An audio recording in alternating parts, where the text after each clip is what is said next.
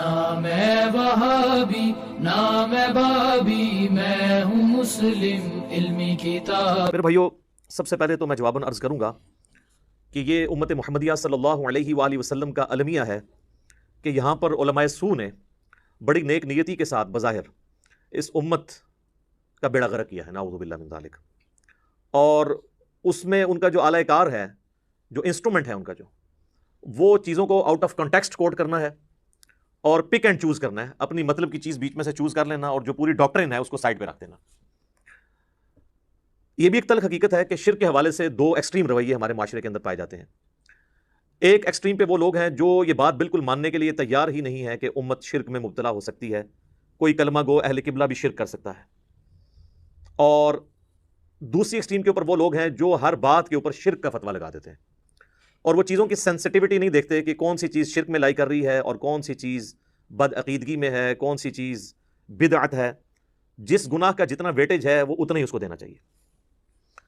اب مثال کے طور پہ کوئی شخص کسی مزار پہ چلا جاتا ہے تو آپ زیادہ سے زیادہ اسے یہ کہہ سکتے ہیں کہ یہ نبی علیہ السلام کی نافرمانی پر مبنی چیز ہے، کیونکہ نبی علیہ السلام نے تو مزارات کی مذمت کی ہے۔ صحیح مسلم میں حدیث ہے، نبی صلی اللہ علیہ وآلہ وسلم نے فرمایا، میں تمہیں منع کرتا ہوں قبروں کو پکا کرنے سے، ان پر عمارت بنانے سے اور ان پر بیٹھنے سے۔ ڈائریکٹ بیٹھنا بھی قبر کی توہین ہے اور مجاور بن کے بیٹھنا بھی غلانے کا حکم ہے۔ مزارات کی مذمت ضرور آپ کر سکتے ہیں، وہ بھی صحیح مسلم میں حدیث ہے، نبی صلی اللہ علیہ وآلہ وسلم نے فرمایا، میں تمہیں قبروں پہ جانے سے منع کیا کرتا تھا، اب میں تمہیں حکم دیتا ہوں کہ قبروں پر جاؤ تاکہ آخرت کی یاد کا حکم ہے۔ مزارات کی ضرور مذمت ہے، لیکن اگر کوئی شخص مزار پہ چلا بھی جاتا ہے تو جب تک وہ اس صاحب قبر بزرگ کو ڈائریکٹ مدد کے لیے نہیں پکارتا، آپ شرک کا فتویٰ تو نہیں لگا سکتے۔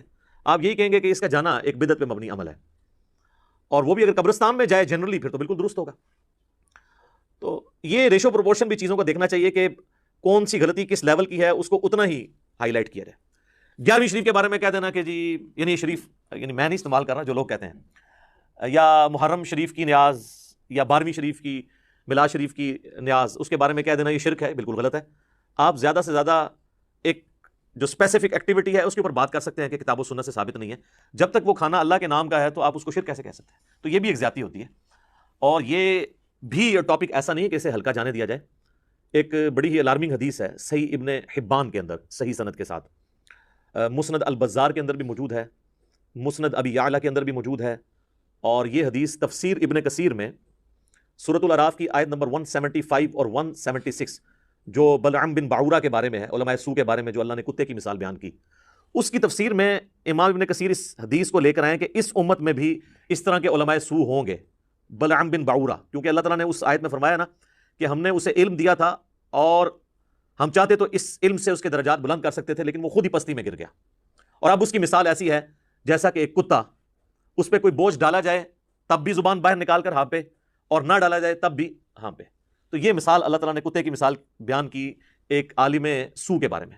تو اسی لیے پھر امام ابن کثیر اس کانٹیکسٹ میں یہ صحیح ابن حبان کی حدیث لے کر آئے۔ اس حدیث کے الفاظ یہ ہیں کہ اللہ کے محبوب صلی اللہ علیہ وآلہ وسلم نے فرمایا، حذیفہ ابن یمان رازدار رسول روایت کرتے ہیں صلی اللہ علیہ وآلہ وسلم رضی اللہ تعالی نے فرمایا کہ مجھے سب سے زیادہ خدشہ تم میں اس شخص کے بارے میں ہے کہ جو قرآن کا علم حاصل کرے گا حتیٰ کہ اس میں مہارت حاصل کر لے گا، لیکن پھر ایسا کوئی تقدیر کا غلبہ اس کے اوپر ہوگا، یعنی وہ خود پستی میں گرے گا، کہ وہ قرآن کے علم کے باوجود اپنے پڑوسی کے اوپر ایک تلوار تان دے گا اور اسے کہے گا کہ تو مشرک ہے، اس پہ شرک کا فتویٰ لگائے گا۔ تو صحابہ کرام علیہم رضوان نے پوچھا کہ یا رسول اللہ، اس وقت شرک پہ کون ہوگا، دونوں میں سے شرک کے قریب کون ہوگا؟ تو آپ صلی اللہ علیہ وآلہ وسلم نے فرمایا، جو شخص شرک کا فتویٰ لگا رہا ہوگا وہ شرک کے زیادہ قریب ہوگا بنسبت اس کے کہ جس پہ لگا رہا ہوگا۔ یہ نہیں ہے کہ جس پہ لگا رہا ہے وہ مشرک ہوگا، یہ عربی کا ایک محاورہ ہے کہ وہ شرک کے قریب ہوگا۔ جس طرح یہ صحیح مسلم میں بھی حدیث ہے نا کہ جو خوارج ہیں ان کے خلاف قتال وہ گروہ کرے گا جو اقرب الی الحق، یہ نہیں کہ دوسرا بھی حق پر ہوگا، کیونکہ وہ تو علیحدہ سے حدیث صحیح بخاری میں موجود ہے 2812، عمار کو ایک باغی جماعت قتل کرے گی، عمار ان کو اللہ اور جنت کی طرف بلائے گا، وہ جماعت دوزخ کی طرف بلائے گا، تھوڑی سی حق پہ بھی کیسے ہو سکتی ہے؟ تو یہ عربی کا محاورہ ہے۔ سورہ آل عمران میں بھی اس کی ایک مثال موجود ہے کہ اللہ تعالیٰ نے منافقین کے بارے میں فرمایا، جب غزوہ احد کے موقع پر وہ نبی علیہ السلام کو چھوڑ کے چلے گئے تو آپ علیہ السلام کے ساتھ جو یہ غداری کی وہ قانوناً تو مسلمان ہی تھے، قانوناً تو اصحابی تھے جب تک وہ نکلے نہیں تھے، تو اللہ تعالیٰ نے فرمایا کہ وہ اس دن ایمان سے زیادہ کفر کے قریب تھے۔ اس کا یہ مطلب نہیں کہ وہ مومن بھی تھے اور کافر بھی تھے، یہ عربی کا محاورہ ہے، اس لیے میں نے یہ ساتھ کلیئر کر دیا۔ تو وہ اس حدیث میں ابن حبان کی جو مسند البزار میں بھی ہے اور مسند ابی یعلا میں بھی ہے، تفسیر ابن کثیر میں بھی، سورۃ الاعراف آیت نمبر 175 کے کانٹیکسٹ میں نبی اسلام فرمایا کہ جو شرک کا فتویٰ لگا رہا ہوگا نا وہ خود شرک کے زیادہ قریب ہوگا. وہ کیوں ہوگا قریب؟ اس کی ایکسپلینیشن دوسری حدیث سے ہوتی ہے. صحیح بخاری اور صحیح مسلم میں ایک متفق علیہ حدیث ہے دونوں کتابوں میں کہ اللہ کے نبی صلی اللہ علیہ وآلہ وسلم نے فرمایا جس شخص نے کسی دوسرے کو کہا اے کافر یا اے فاسق تو دونوں میں سے کافر یا فاسق ہو گیا. اگر تو کہنے والا صحیح کہہ رہا تھا تو جسے کہا وہ ہو گیا, اور اگر کہنے والا غلط کہہ رہا تھا تو جسے اس نے کہا وہ تو نہیں تھا تو فتویٰ اس کے اوپر لوٹ آئے گا. تو یہاں پر بھی وہ جو پڑوسی پہ تلوار تانے گا اور اس کو کہے گا کہ تو مشرک ہے, تلوار تاننے کے بھی الفاظ ہیں. تو یہ بس اسپیسیفکلی خوارج کے بارے میں جو مولا علی رضی اللہ تعالیٰ عنہ علیہ السلام کے دور میں ظاہر ہوئے, اور بخاری مسلم میں حدیث ہے, ابو سعید خدری کہتے ہیں کہ ہم نے سیدنا علی کے ساتھ مل کر ان کے خلاف قتال کیا. رکا نہیں ہے, یہ سلسلہ قیامت تک جاری رہے گا. سنن نسائی میں حدیث ہے کہ خوارج قیامت تک نکلتے رہیں گے, اور ان کا آخری گروہ جو ہے وہ دجال کے ساتھ مل کے مسلمانوں کے خلاف ہیں, یہ ہمیشہ رہیں گے. ہم نے ان کو کافی حد تک ایکسپوز کر دیا اللہ کے فضل سے الحمدللہ. رافضیوں کو تو اہل سنت کے ہاں پہلے ایکسپوز کیا گیا تھا, تو ناسبی بھی الحمدللہ ایکسپوز ہو چکے ہیں. آج یہ ٹاپک نہیں ہے, میں اسے چھوڑتا ہوں یہیں پر. اچھا, اب دوسری طرف جو دوسری ایکسٹریم پہ جو کہنے شرک ختم ہو چکا ہے, ان کی بھی آپ ہٹ درمی کا لیول دیکھیں کہ بالکل ننگا اور اریاں شرک ہوتے ہوئے دیکھ کے بھی انہوں نے آنکھیں بند کی ہوئی ہیں. کیا اس وقت اہل تشیع کے ممبروں پر ان کا جو ایک خاص اسکول آف تھاٹ ہے نصیریہ, ان کے ذاکرین قابض نہیں ہیں, اور وہ اعلانیہ نعوذ باللہ علی اللہ, حسین جل جلالہ, یہ الفاظ استعمال کرتے ہیں, علی رازق, علی خالق, نعوذ باللہ, اور باقاعدہ اہل تشیع کے علماء نے ان پہ کفر کے فتوے. یہودی عیسائیوں میں سے تو نہیں وہ آئے, مسلمانوں کا ہی گروہ ہے, تو کلمہ گو بھی ہے. اللہ کے نبی علیہ السلام کو بھی آخری پیغمبر مان رہا ہے, اس کے باوجود سیدنا علی کے بارے میں بھی اس طرح کی بات کر کے, تو وہ کلمہ گو مشرک کیا وہ نہیں ہے؟ اہل تشیع خود مانتے ہیں کہ ہاں جی ہماری صفوں میں کلمہ گو مشرک موجود ہیں. سید جواد نقوی صاحب نے باقاعدہ کہا ہے کہ اعلانیہ شرک ہے, تو وہ کلمہ گو مشرک ہے نا, ان کو آپ کافر مشرک تو نہیں کہیں گے. کافر مشرک تو ہوں گے یہودی, عیسائی, ہندو, بدھسٹ, یہ تو کلمہ گو مشرک ہے نا. اور اہل سنت کے ہاں بھی صوفیاء کے اندر پہلے تو یہ طبقہ بہت بڑے لیول پہ تھا, ابھی بھی اس کی باقیات جو ہے وہ جاہل صوفیاء کے اندر موجود ہیں. حلولیہ, جن کا یہ عقیدہ ہے کہ اللہ تعالیٰ انسان کے اندر حلول کر جاتا ہے, نعوذ باللہ من ذالک. اور یہ اتنا ایک مانا ہوا عقیدہ ہے صوفیاء کے ہاں کہ تصوف پہ جو پہلی باقاعدہ کتاب لکھی گئی فارسی زبان کے اندر, عربی میں تو اس سے پہلے بھی کتابیں موجود تھی, فارسی زبان میں کشف المحجوب لکھی گئی.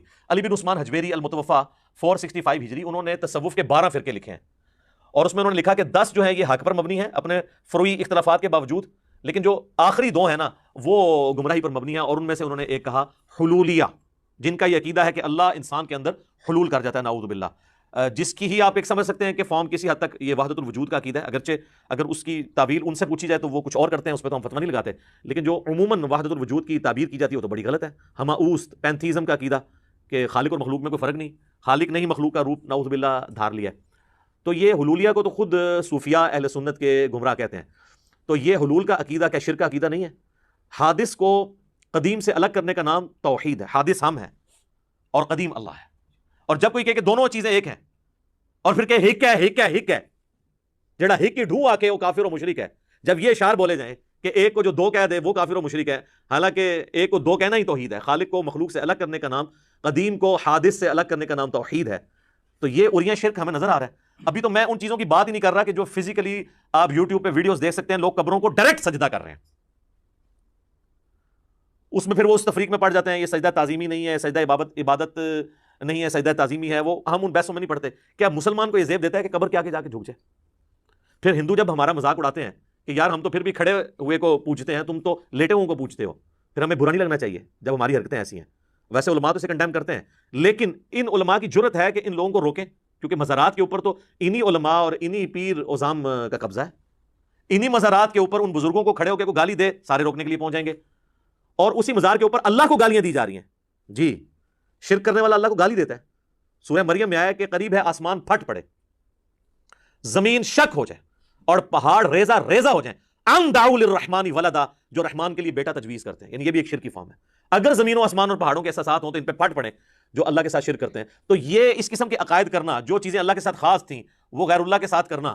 نام ہے وہابی نام ہے بابی, میں ہوں مسلم علمی کتاب.